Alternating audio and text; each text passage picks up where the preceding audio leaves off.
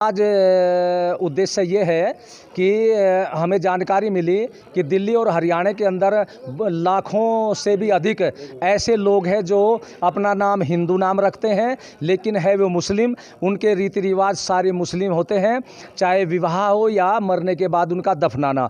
लेकिन वो समाज को धोखा, हिंदू समाज को धोखा देने के लिए और भारत सरकार को धोखा भी और लाभ प्राप्त करने के लिए वे हिंदू नाम से नौकरियां कर रहे हैं। तो उनका खुलासा हो, और हमने गृह मंत्री श्री अमित शाह जी के पास आज सूचना भेज दी कि संबंधित धाराओं में जांच करके उनको जेल में डाला जाए और सजा उनको मिले। ऐसे कितने लोग होंगे जो अपना अलग धर्म छुपाकर? ये कई लोग संख्या में हैं और कई लाख संख्या में हैं और कई हजार नौकरियां प्राप्त कर रहे हैं।